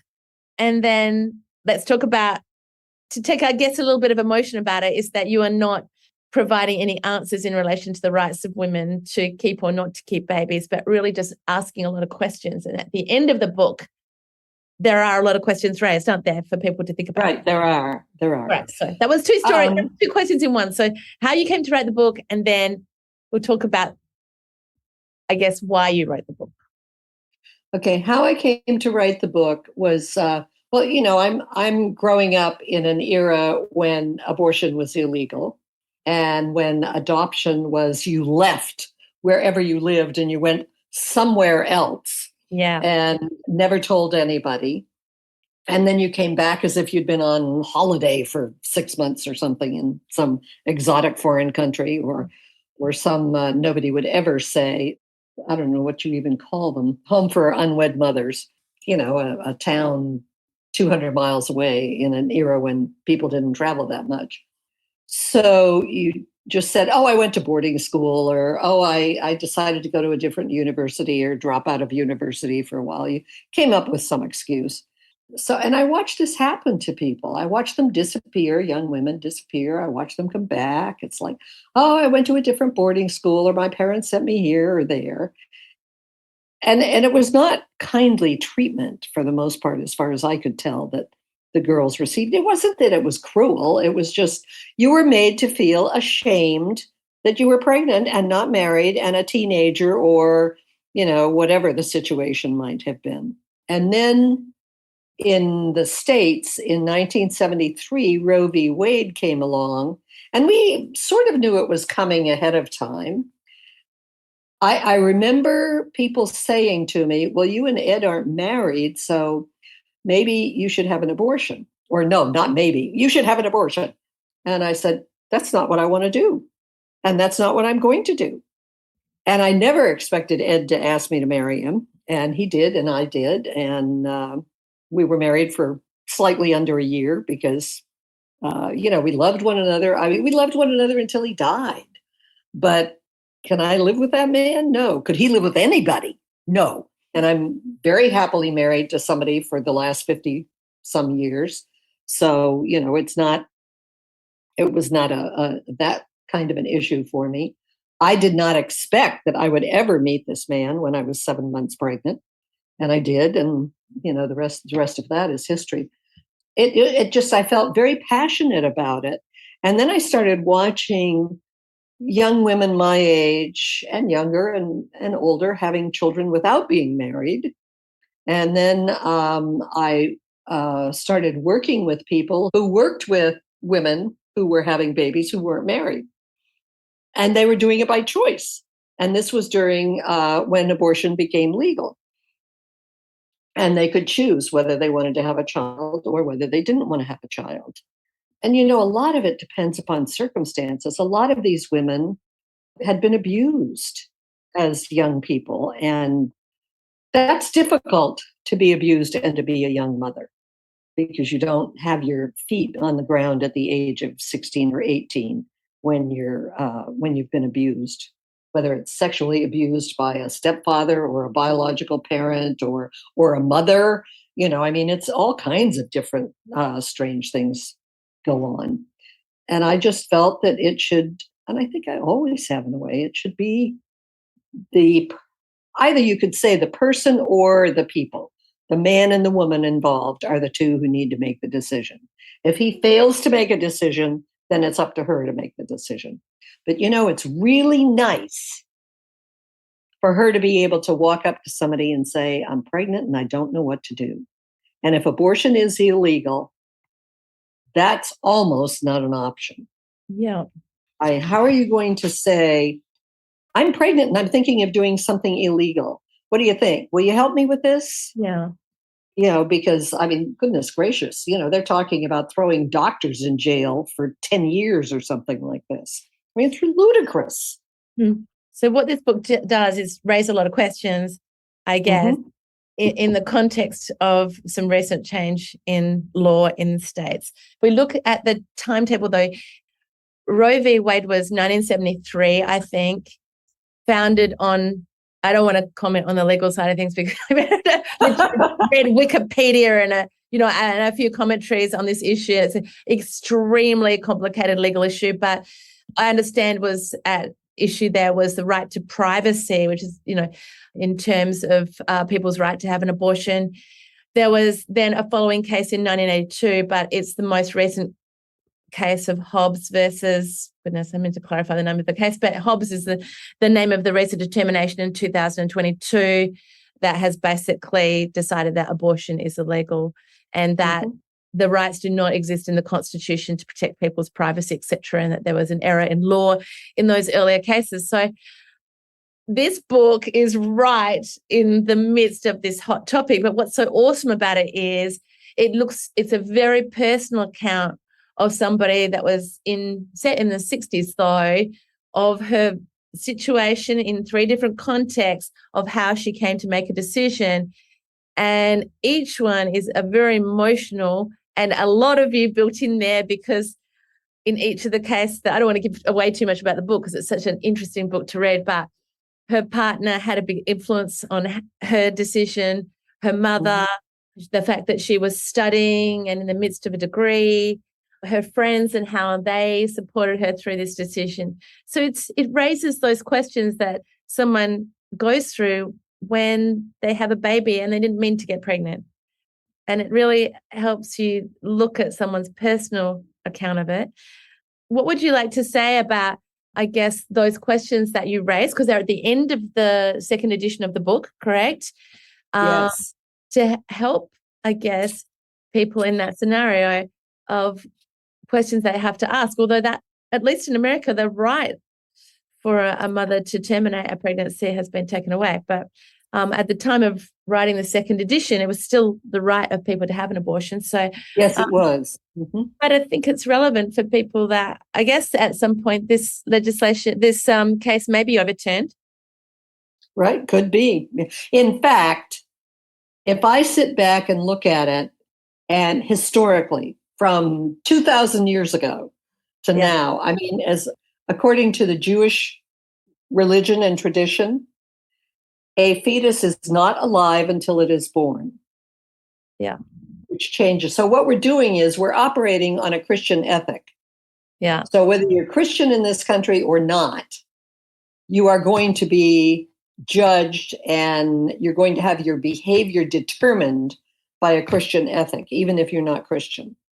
And I don't know what the Muslim stance on this is, but I do know, reading recently several on the Jewish position, several people commenting on that it may be a fetus, but it's not alive until it's born. And I think the other thing that influences my thinking and might be part of what made me write the book, although I certainly would not have realized it then, but because I realized fairly recently, within the last 5 years or so, that my mother was born in 1899, and she voted in the very first election that women were able to vote in this country in 1920. And she was 21. And then also, and then her stance on the ERA, she was a very mild-mannered woman, extremely mild-mannered. And I never saw her laugh. I never saw her cry. And she was always very even emotionally and intellectually. Just her stability was powerful. And she pounded her fist on her secretary that on the drop lid on it, that the Equal Rights Amendment had to pass. Yeah. And I just sat there in the living room and stared at her because I had never seen this much emotion out of my mother in her life. Well, it went down by 2 states. And if she were alive now, she would be, although she did not personally believe in abortion, she would be absolutely adamant as to what was going on. That you cannot treat half of the human race in this degrading fashion. Now, she had been sacked when she got married, correct? She got, she got sacked. She got fired when she got married in 1928. And I got fired. I was already married when I had my son in 1970. And I was still pregnant, but he did not renew my contract because I was pregnant. Yeah. And there was somebody else in the school district who then sued the district because we were both due at the same time, roughly the same time. Anyway, she was asking to work the first month, have the rest of the year off, work the last month. And of course, they didn't want to do that. I guess I'm speaking from the point of view of an administrator at that point. And she won the case. Right. And whereas what I chose to do was, I thought about doing that because I had every right to sue, but I also thought, I want to spend my time with my child. I do not want to spend my time in a lawyer's office. I don't want to spend my money in a lawyer's office. I want to spend my money on this little baby I'm about to have. You also want to be part of a workplace that supports women's rights to have a baby and come back to work. Right. So incredible was probably within a week after I had been terminated. I still had the rest of the school year to go. But within a week, I got a call from the University of Oregon saying, hey, I hear you're looking for a job. Come work here. Yeah. And so I went to work there with about a $4,000 increase. Everything worked very well. Yeah, a great work environment. They didn't care. I mean, they just wanted me to get the job done. And I'd already figured out and laid out a plan as to how I could work and travel across the state and, have this little baby, and who wouldn't go with me, obviously. It didn't work out, but that part didn't work out that way. But the working at the University of Oregon was great. And then I have never called for a job interview. I have always been called to come in for a job interview. Yeah. And so, I've never worried about having a job. Yeah. And, well, that says a lot about who you are. So my next question then of you is, maybe I can just ask you about the data in the book, because that's particularly interesting. I knew when I read those numbers. So as you read Amelia's journal, every now and then she will start to, I can't remember the first time that she counts kicks.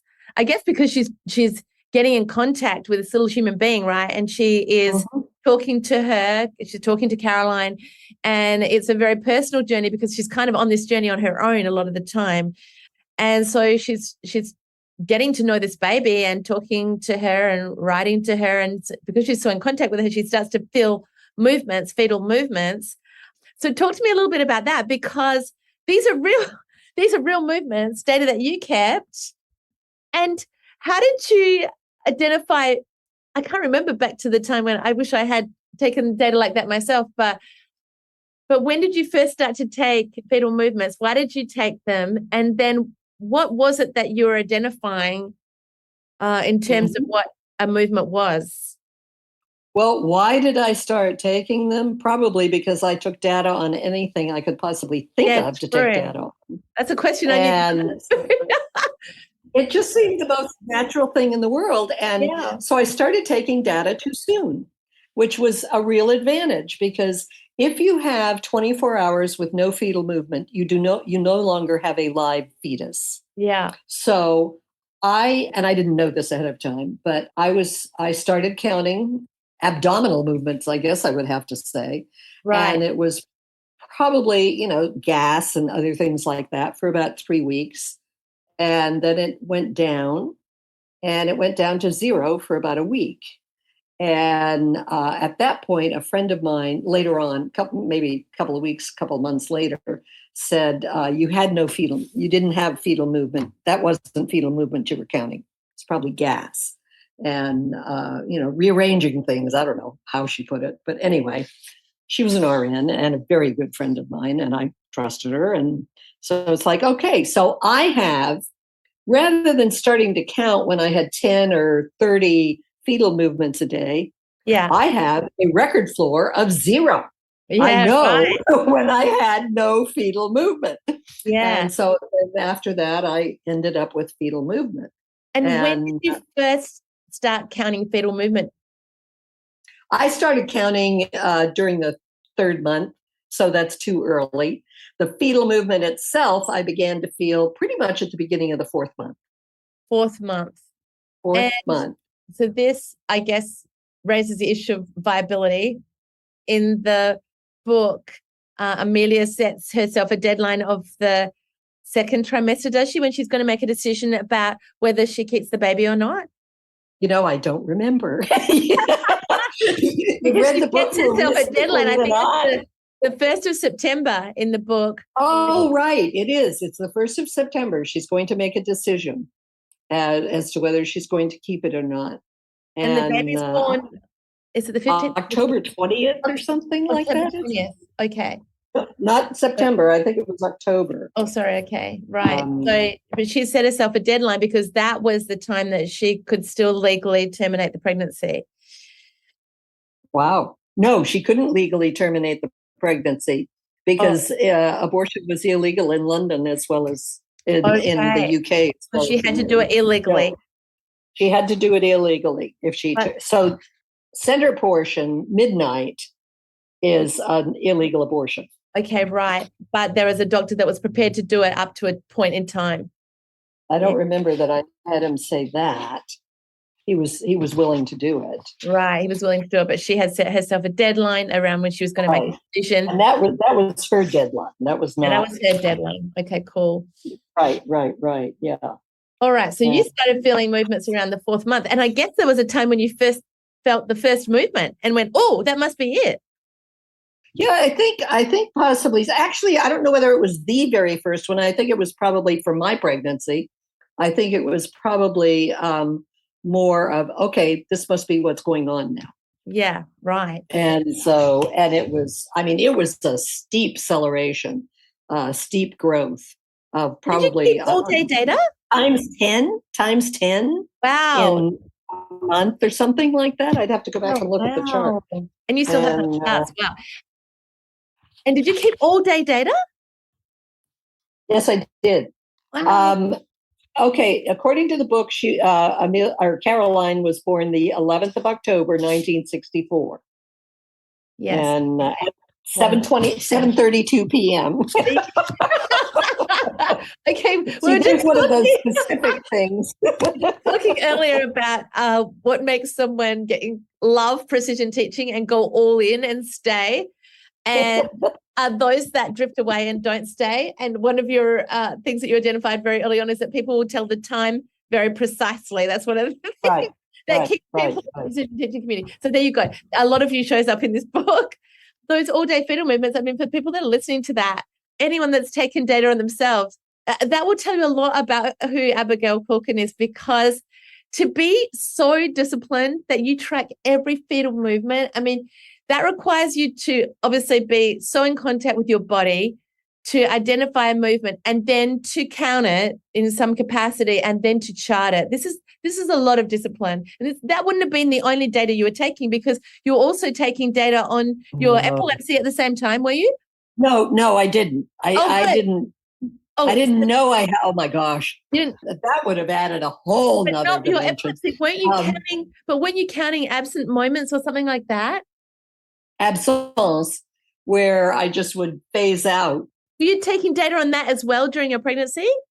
No, what was I taking data on? Let's see, that was 1970. I was taking data on, oh my gosh, I had probably 10 or 12 different projects going that I was taking data on. Wow.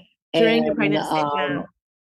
yeah, and the pregnancy was one of them. And I was counting fetal kicks, and I also was counting cramping, because at some points, I wanted to make sure I didn't have a miscarriage. So I was counting cramping as well. And one time, probably, he was born in August, the 25th of August, probably in April or May, I was at a Renaissance fair, sort of a hippie festival in those days, 1970. And I was doing a lot of walking around, and I was feeling very nervous that I might run into somebody. I don't know why I was afraid of running into somebody, but I was. And nor do I know who I was afraid of running into. But I started cramping a lot, and I thought, okay, I do not want to have a miscarriage. Yeah. So I went to somebody that I didn't know very well, and I said, I need to lay down. And so I went, and he had a tent out behind. I went and laid down for probably 3 or 4 or 5 hours. And in the meantime, I was also counting fetal movement, and I was counting cramping. And just then when the before cramping, then, you held up your little wrist counter, and that's what you were using to tally those. that's what I was using Yeah. to count it. And so I wanted to make sure that I calmed down and got pains or cramping, whatever I called them, same thing, down to 0, 1, 2, before I got up and started walking around. And then I went home, which was a long walk, not home, but a long walk to the parking lot and then driving home. Yeah, And, so literally doing your own interventions on your pregnancy. Yeah, I didn't even think about that. Yes, you're right. It was an early intervention. And the other thing for the book, the Carolyne Letters, was because my actual fetal counts versus when Amelia was pregnant were not at the same time of year. They corresponded by 2 months, but that's not good enough. So I had to take every single day and shift it 2 months earlier, 2 months later, whatever it was. I had to shift it to a different. So I had to look at the count, and then I had to go back and look at a calendar, and get the, actually in those days, I couldn't look at a calendar. I had to compute what the calendar was 2 months earlier. Right. So, then every now and then go back and check myself. What were the maximum number of fetal movements that you had?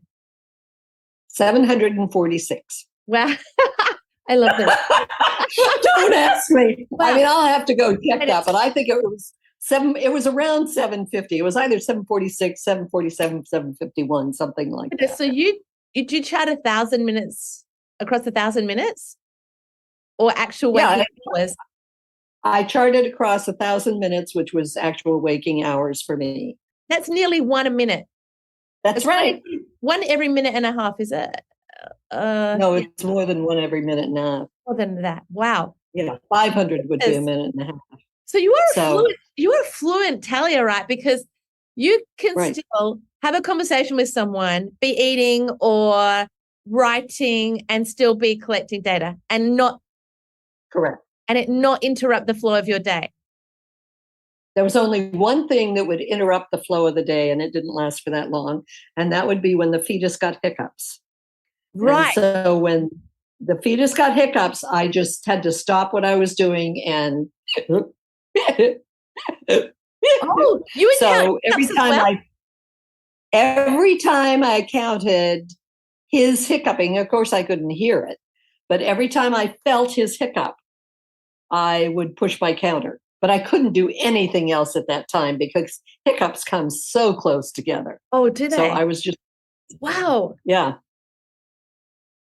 Have you never had the hiccups? Gee, I don't remember. I mean, I just don't remember it because I wasn't in touch with, I wasn't in touch with what was occurring. So distracted from my pregnancy. Well, anytime you're around somebody with the hiccups, just tally them and you will see how often. So it just interrupts everything else in your life at that point. And this might be only lasts for about a minute. Yeah, right. Gosh. So you're telling baby hiccups, wait a sec, fetal hiccups, fetal movements, and abdominal cramps. Well, the fetal hiccup, any fetal movement other than the cramping was all counted together. Right. So a kick, a hand turning. Oh, that incredible. Oh my gosh. Just that slow turning that almost made me feel nauseous. Yeah. And, it's just, that sort of funny rumbling and rolling around. Yeah. And were you aware as a result of which position he was in? I tried to figure it out, but I really was not very good at that. I do remember one time his foot got caught up underneath my rib cage, and I pushed it down. Yeah. And I immediately received an incredible swift kick in my hand. Yeah. Okay, all right. I won't do that again, I promise. Good. And that was the only time he kicked me. But what was the bounce like on the chart? Not very much. Oh. Yeah. Yeah, right. Not very much. I mean, maybe sometimes, gee, I wish I had my chart with me. I've got it over there, but it would take a while to find it. At most, it was ×2, and very seldom ×2. Right. And but one of the things I learned from looking at other people's fetal charts was that in the last 24 hours before the baby is born, that there is an incredible upward movement back to, it goes up, yeah, steeply, and then it kind of levels off, whether it's at 100 or 700 or 1,000. Babies move differently, fetuses move differently. And then it goes along, and then it goes down, not as steeply as it came up. Yeah. And then it'll shoot right up for one day to approximately the high that you had during the pregnancy itself. Right. And that means be ready to go to the hospital at any moment. Because with I've seen one chart that didn't, where it just all gradually slowed down. But most of them, all the others, did a shoot up. And, it's like, okay, I gotta get ready to move. I gotta turn around and switch positions and get my head down there and, do this and do that. And so there's a lot of rambunctious activity. Yeah. So you're aware of that as it were occurring. Do you chart your data every day? Yes, I do. So are you disciplined about the time of day that because you're still collecting a lot of data on yourself, you have a routine around how you do that? First thing in the morning. First thing in the morning. Well, wait a minute. I take that back. I fix my pot of tea, and then I do my charting. And then you do your charting. Can I ask you, because I'm so interested in this, because I'm very committed not to becoming Abigail Calkin. That's a very lofty goal, but to start to take data on myself. And where do you write it at the end of the day? Where do you write your tallies or your count? Right. I leave my counts on my counter until the next morning. Okay. And I bring it out and I get out, it used to be my chart paper. Now it's my iPad. And I get that out and I take the number off of the counter and I put it on the iPad. Right. Okay, great. And then start the day again. So you have to do that first thing, quickly have a cup of tea and then start again. I was going to say, what happens if you have some data you want to tally in the process of charting your data? Do you tally it somewhere? If there's quite a bit of it, I'll put it on a piece of paper. Yeah, right. For, a few seconds, few minutes. Okay, yeah. Normally, even though I'm counting different things at the same time, I've been doing this for 55 a long years time. Now. You're fluent. So I can have, okay, I've got 3 creative writing. No, I've got 3 thoughts about writing. I've got 1 creative writing idea. I have no epilepsy moments. I have, I can do this. Yeah. I can run several in my head for 5 or 10 minutes until I get out to my studio. How long can you hold that data for? Do you know? Like, how long can you hold it there? Sometimes at night, as I'm getting ready to go to bed, of course, epilepsy moments data, I count 24 hours a day, but the other is just during my waking hours, although I'm beginning to think I should change that on my writing thoughts to 24 hours. I can hold that from the time it takes me. I can hold it for a half an hour in my head and keep going. That's phenomenal. 3 or 4 different behaviors. But I've been doing it for so long. Yeah. Wow. Because, if I'm taking a minute timing with a kid and I'm counting corrects, I still have to tally errors. Like, I don't trust myself between 3, 4, or 5 errors.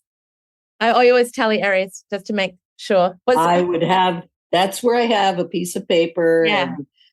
And, it's today I was writing some things and it's like, I hate being messy. And I've got this absolute mess here of phone numbers and then addresses on the back. And that's not me at all. And so before I leave my study today, I have to get that in written order. And I think a part of that probably has to do with epilepsy because, I've got to have things organized and I've had to have them organized all my life so that the world stays straight. Yeah. And fortunately, my father and mother were both people who everything has to be in order. Everything has its place. Yes. And I always thought it was just a habit that I picked up from them, but it was a habit that I picked up out of absolute necessity from them. Yeah. So, yeah, my grandfather used to say, if everything is out of order, tidy your sock drawer. I love that. Yeah, I like that. Tidy your sock drawer and go from there. In order, and then you'll always be able to put on clean socks at the beginning of the day. Like, that's a good place to start. But anyway, that's off topic. So you are counting epilepsy moments. They wake you up?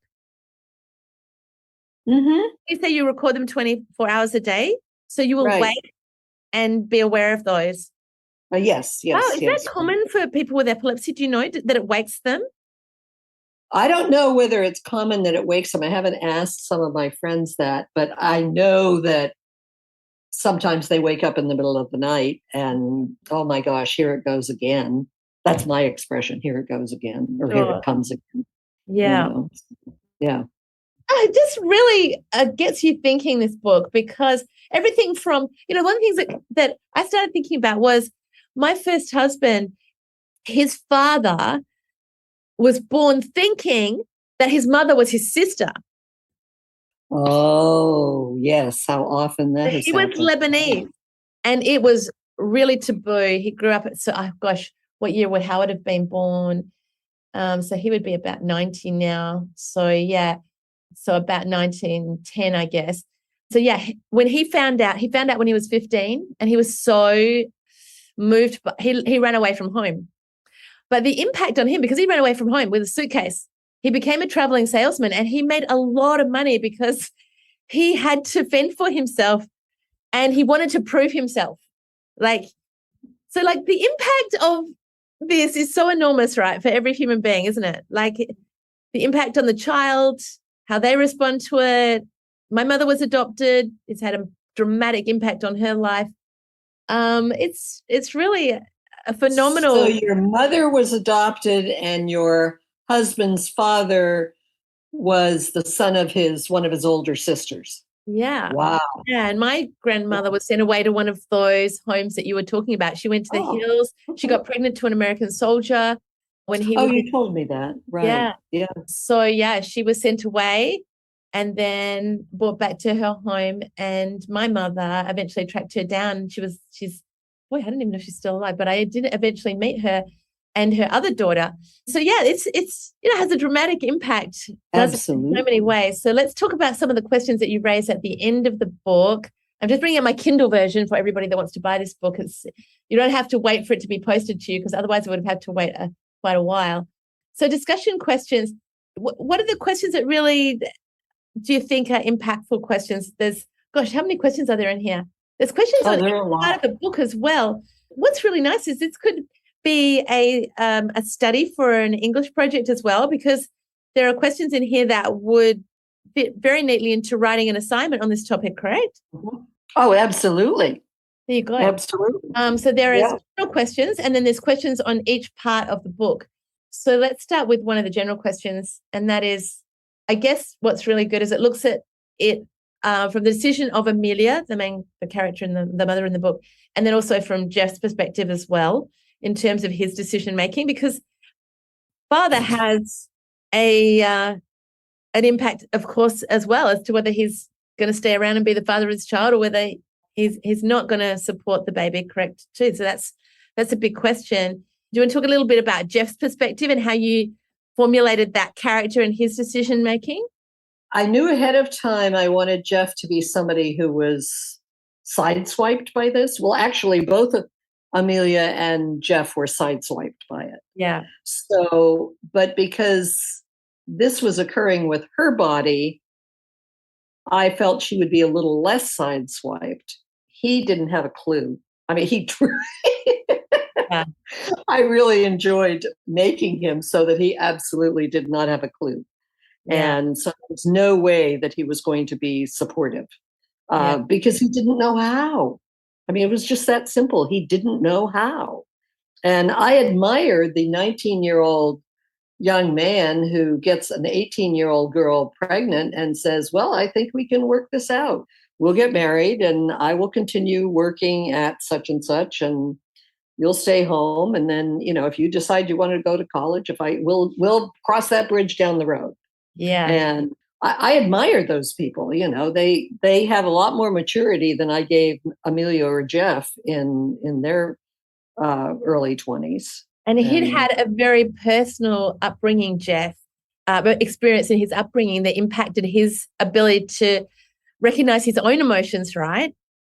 Oh, yes, definitely. Yeah, right. So he had a very specific history that impacted him being able to talk about a lot of things in his life, let alone be in contact and be able to talk openly about this situation in the 60s. Not only that, though, they weren't in a long-term relationship either, correct? They weren't committed they were not being together. So there they go. There's some of the questions. And then in relation to each of the parts of the book, puts you in contact as if you were Amelia and how you would make a decision in each of those different contexts. Mm-hmm, mm-hmm. So one of the questions that just jumps out of me here is, so in part 2, which is, remind me which part 2 is that the adoption? Okay, part 1 is just sort of the introduction to the whole thing. Part 2 is the adoption. Part 3 is the abortion. Part 4 is keeping. Yeah, that's the end of the book. So it puts you in contact with her situation and it helps you ask questions. So I really love this. I haven't spent a lot of time in these questions, but now I will. Because I really want to, I guess we have a different legal situation in Australia. Abortion is still legal here and in many parts of the world, I imagine. There is obviously that issue of viability and at what point you can still make that decision or not. Right. But I think it's really important in case anybody ever asks you for their opinion or has an issue on this. It doesn't give any answers, this book, but it raises questions. And from my perspective and perhaps from yours, Abigail, what's important from our perspective is not that we have any strong views in relation to this, but the rights of an individual to make up their own mind, I think is what we both share as common ground. I would say so, yes. I mean, yeah, it's up to the individual, man and woman, excuse me, I should say woman and man, to make their own opinions. And I know that they don't always come up with the same response. And there are women who say, I want to have an abortion. And the man says, I really want to have this child. Well, my reaction is, I once had somebody ask me, he didn't have a girlfriend. He had no prospect of one at the moment, but he wanted a child. And he said, would I be a surrogate mother for him? Well, if I hadn't been working in a public school situation, I probably might have done it. But, how do I tell in, whatever it was, the 70s, around 1980? No, it was before that. In the late 1970s, that I'm a public school administrator and I'm carrying a child for somebody else. Wow. Yeah. No, yeah, you can't do that in 5 years after abortion becomes legal. Yeah. Plus, I had an insanely busy schedule at that point because I was still finishing my PhD dissertation, and I had a new job, and I had a 7-year-old or whatever, and a husband, and just was too complicated. Would I have done it otherwise? Yes. I mean, I loved being pregnant. So, and I had many miscarriages. But I loved being pregnant. And so, it was, then you would have had comparison data from the first pregnancy to the second. I may like looking at data, but I am not that I am not that much of a scientist that I'm going to think, okay, this is how I'm going to live my life. And I am going to be a surrogate parent and I will compare. There you go. This is AB design. I'm sure, I think his name was Bill.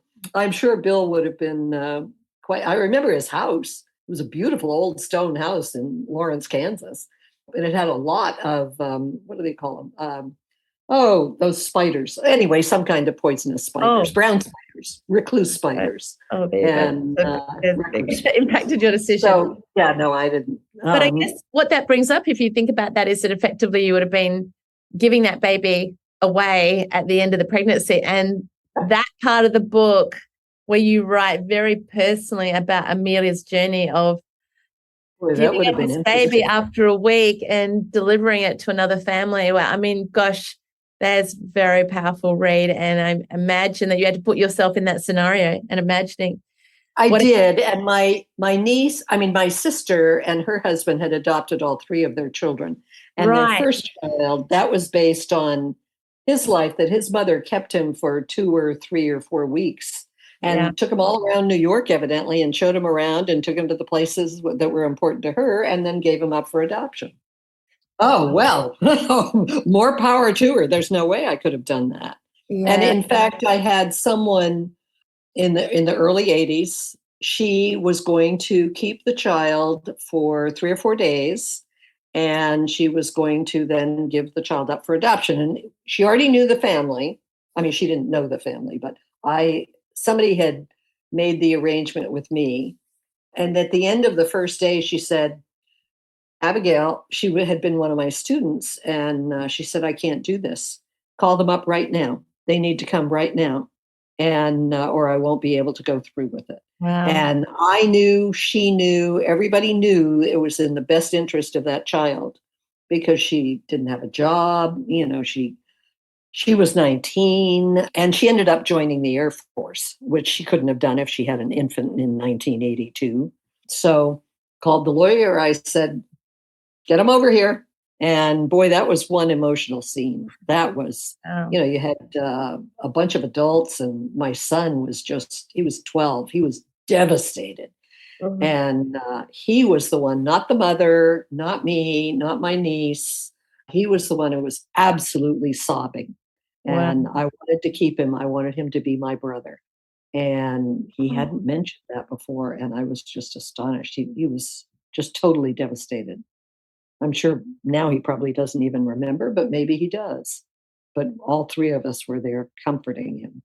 Yeah, it was a very, these things get really emotional. I have yet to write a book. Hopefully the one I'm working on right now will be one I'll make through without crying. But I take these topics that are just so intense and I end up crying my way through the book. This one that I'm working on right now is stories about Ogden Lindsley.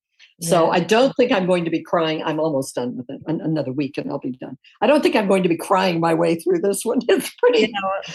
Well, it's been over a long period of time as well. And it's been over a long period of time. That's very exciting. I'm just about to launch a podcast with Patrick McGreevy because he contributes a chapter to that book. And so yes, he does. Podcast about it launching at IPTC this year. So that's very exciting. I'm very excited. I'm going to be there and get you to sign it for me and Patrick as well. Right. And some of the other authors, some of the other contributors. And on that note, Abigail Calkin, I am going to say thank you so much for talking on the podcast about the Carolyne Letters, a story of birth, abortion, and adoption. A very hot topic, a very interesting one. I love the book. I always love talking to you. Bless you. And we'll talk again soon. Okay, thank you very much. And that was the absolutely delightful Abigail Calkin talking about her book, The Carolyne Letters. I'm delighted that she is going to be at IPTC, the Precision Teaching Conference in November in Denver, where I will get to meet her in person and thank her for her contributions to my podcast and, of course, all of her extraordinary work. She is editing a book on Ogden Lindsley's life, and her and many of the contributors to that book will be present for book signing at the conference. So I'm just absolutely delighted to be going there. I hope you enjoyed Abigail Calkin. She is an extraordinary person in terms of the amount of data that she keeps on herself and what an inspiration she is. And she's just one of my favourite people on the planet. So I hope you enjoyed that episode. I am very excited that in the next episode, I will be speaking with Dr. Nathan Blinkush of the Judge Rotenberg Centre, and I hope I pronounced all of that correctly with my Aussie accent. He is coming to talk to me on a topic that I'm very passionate about, and that is the anti-science of positive behaviour support. So watch out for that one. For those of you that will be at IPTC, or I should say the annual conference, I very much look forward to meeting you all, and thank you for all of your support in listening to my podcast, although this is coming up for episode 16 of the most recent launch of the podcast. I think in total I have over 40 episodes recorded to this point, and I'm still going and people are still listening, so I'll keep going until people stop listening. And thank you so much for your support and furthering my desire to bring the chart to more people in their practice and to document the histories of some extraordinary people that have contributed to this science that has changed my life and so many others. See you in Denver.